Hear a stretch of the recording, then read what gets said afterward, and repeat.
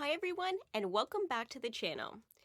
Over the last 2 years, we've watched as COVID has spread through Canada, crippling small businesses and increasing unemployment, amongst many other things. During the same time, though, real estate values have actually soared. While there may be many assumptions as to why many Canadians are still living at home with family, we may be missing a few key details as to why many are struggling financially and unable to buy into the housing market. Over the past year, real estate in Canada has increased by over 15%. In comparison, the average hourly wage for individuals working full-time has only gone up by about 6. The gap between what we earn in Canada and the cost of living continues to increase. As we look across Canada, you can see how expensive it's become to live in certain parts of our country. Now, for those who chose to either abandon homeownership entirely or maybe postpone until they felt that they could afford it, rental rates unfortunately aren't offering much relief either. In Toronto alone, for example, rents have steadily increased each year, as high as 6% just during 2019 alone.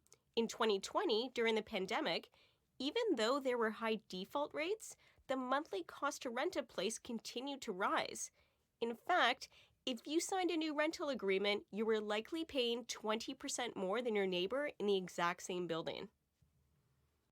British Columbia remains the most expensive province to buy a home, with the average property priced at about $890,000. If you're familiar with mortgage rules in Canada, then you'll know that in order to qualify for a mortgage, you need a down payment of at least 5%. On $890,000, that is a staggering $44,500 just to get into the market. And Ontario isn't far behind, with the average prices in July of this year being about $835,000. Add this to the fact that half or more of Canadians attending college or university are graduating with student loans. And for many, that means finishing school with a debt load of over $30,000. If we take a look back at the 70s, around the time the parents of millennials were purchasing their homes, the average price of a place in Toronto was around $30,500. During the 80s, the average prices did go up and increased to about $189,000. At that same time, though, the average salary in Ontario for someone between the age of 25 and 54 was about $51,000. So the price of a home would cost you almost 4 times your salary. Fast forward to just before the pandemic, the average price of a home in the Toronto area was 8 times your salary. Now, 2 years later, it's 10 times the average salary. So part of the reason housing has become unaffordable for some is because of the increase in housing prices, but also the fact that wages in Canada haven't really kept up with inflation.